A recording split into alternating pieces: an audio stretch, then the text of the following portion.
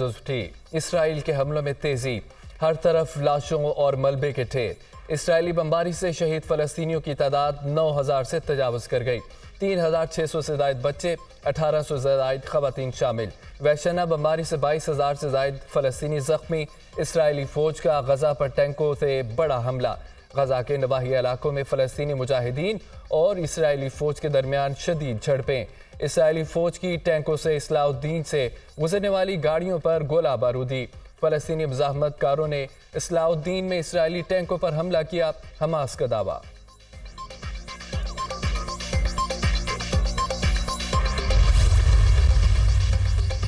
मशरिक़ी वस्ता में मासूम शहरियों के कत्लेआम के पीछे अमरीका है। रूसी सदर पुतिन कहते हैं कि गज़ा बहरान के जिम्मेदार अमरीका और मगरबी ममालिक हैं। अमरीका चाहता है कि खित्ते में तबाही और अफरा तफरी फैले। रूसी सदर की क्रिमिनल के आला हुकाम से गुफ्तगू। इसराइल निहत्ते फ़लस्तीन बच्चों का कत्ल। बमबारी से गज़ा में शहीद होने वाले बच्चों की तादाद गुज़िश्ता 4 साल के दौरान पूरी दुनिया में एक साल में हलाक होने वाले बच्चों से ज़्यादा हो गई। गज़ा में अब तक 3,000 से ज़ायद बच्चे शहीद हो चुके। हज़ारों बच्चों की जिंदगियां अब भी खतरे में है। 2022 में पूरी दुनिया में 2,950 बच्चे हलाक हुए। अक़वाम मुत्तहिदा की रिपोर्ट।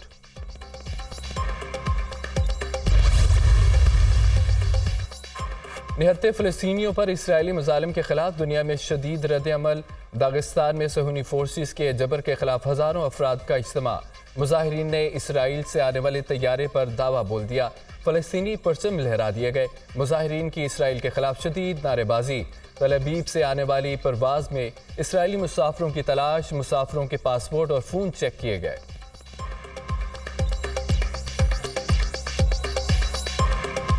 गैर कानूनी मुकीम गैर मुल्कियों को पाकिस्तान छोड़ने की मोहलत का आज आखिरी रोज़। 1 नवंबर से गैर कानूनी तौर पर मुकीम गैर मुल्कियों को वापस भेजने के लिए मुल्क भर में ग्रैंड ऑपरेशन किया जाएगा।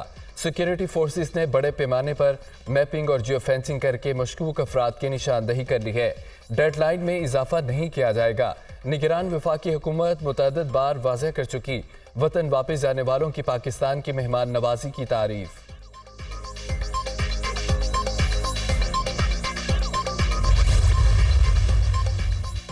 निगरान वज़ीर आज़म अनवारुल हक काकड़ की ज़ेर सदारत वफाकी कबीना का इजलास। गैर कानूनी मुकीम अफगान शहरियों की वापसी से मुतालिक ऑर्डर पर ब्रीफिंग दी।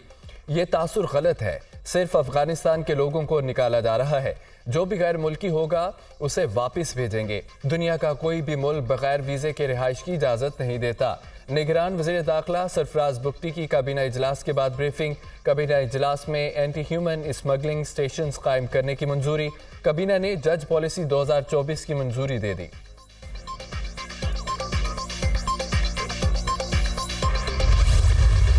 अवाम को महंगाई का एक और झटका। निगरान वफाकी हुकूमत ने गैस की कीमतों में इजाफे की मंजूरी दे दी। घरेलू सार्फिन के लिए गैस 172% महंगी। ओगरा की सिफारिश पर हुकूमत ने कीमतों में इजाफा किया। इतलाक 1 नवंबर से होगा। गैस के 57% प्रोटेक्टेड सार्फिन के लिए कीमतों में इजाफा नहीं किया गया।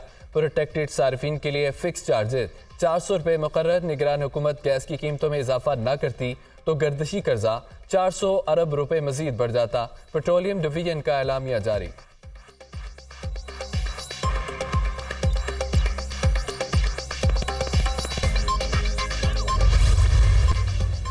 शरह सूद बगैर किसी तब्दीली के 22% पर मुस्तहकम। स्टेट बैंक ऑफ पाकिस्तान ने नई मॉनिटरी पॉलिसी का ऐलान कर दिया। फैसला महंगाई करंट अकाउंट खसारे में कमी की वजह से किया गया। सितंबर में महंगाई की शरह 31.44% रही। रवा माह महंगाई में कमी मुतवक्के है। गैस की कीमत बढ़ने का असर महंगाई पर पड़ सकता है। मालियाती खसारा GDP के 1% से कम होकर 0.9% पर आ गया। FBR के रेवेन्यू में 24.9% इजाफा दर्ज किया गया। बड़ी सनतों सीमेंट और ऑटो सेक्टर में बेहतरी देखी जा रही है। State bank. इंतखाबात की तारीख का ऐलान इलेक्शन कमीशन करेगा। इलेक्शन की तारीख का ऐलान करना मेरा मैंडेट नहीं।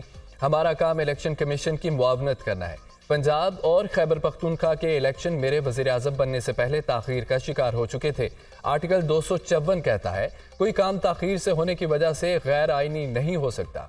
पाकिस्तान में इस वक्त अबूरी जमहूरियत है, मुस्तहकम जमहूरियत नहीं है। हमें एक दूसरे के सियासी नज़रियात का एहतराम करना चाहिए और तअस्सुबात से बालातर होकर हमें कौमी तामीर और तरक्की में हिस्सा डालना होगा। निगरान वज़ीर आज़म अनवारुल हक काकड़ का तकरीब से खिताब।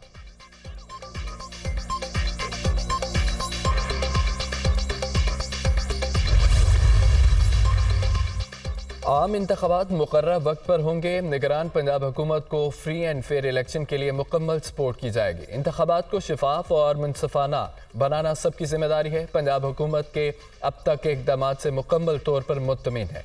वज़ीर आला पंजाब के ऑफिस में इजलास के दौरान चीफ इलेक्शन कमिश्नर के रिमार्क्स। शफाफ इंतखाबात के इनेकाद में अपना किरदार अदा करने की तैयारी में है।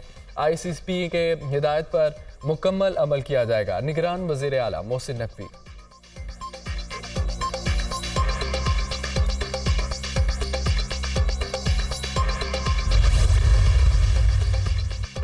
सुप्रीम कोर्ट में नैब तरमीम के खिलाफ इंट्रा कोर्ट अपील पर समाअत आज होगी। चीफ जस्टिस काजी फाइज ईसा की सरबराही में 5 रुकनी लार्जर बेंच समाअत करेगा।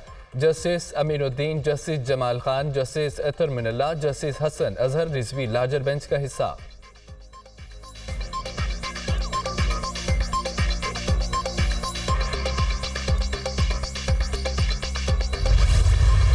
नैब तरमीम केस जस्टिस मंसूर अली शाह का 27 सफ़ात पर मुश्तमिल इख्तलाफी नोट।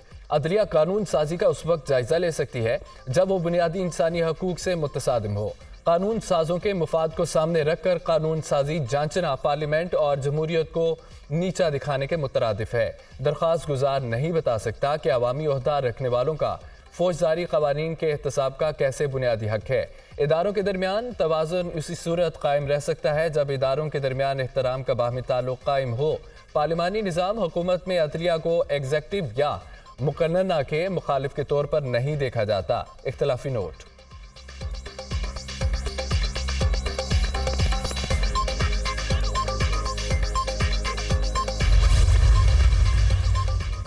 इस्लामाबाद हाई कोर्ट ने ऑडियो लीक्स पर विफाक को जवाब जमा कराने के लिए 1 माह की मोहलत दे दी। जस्टिस बाबर सत्तार ने सवालात उठा दिए। क्या फ़ोन रिकॉर्डिंग की जा सकती है? अगर किसी को फ़ोन रिकॉर्डिंग की इजाज़त है तो वो इजाज़त किसने किसको दी है? वज़ीर आज़म हाउस, वज़ीर आज़म, उसके ख़ानदान और चीफ जस्टिस के ख़ानदान की ऑडियो लीक्स हुई हैं। ऑडियोज़ पर जो कमीशन बना उसके TORs में ये था ही नहीं कि ऑडियोज़ रिकॉर्ड कौन करता है। आप वज़ीर आज़म से सिफारिशात लेकर अदालत में जमा कराएं, फिर देखेंगे कि आगे कैसे चलना है। जस्टिस बाबर सत्तार के रिमार्क्स।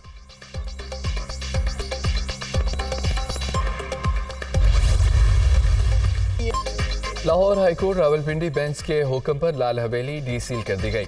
अदालत ने तारीखी फैसला दिया। जिला ने नया शेख रशीद बना दिया। हम अफवाज पाकिस्तान के साथ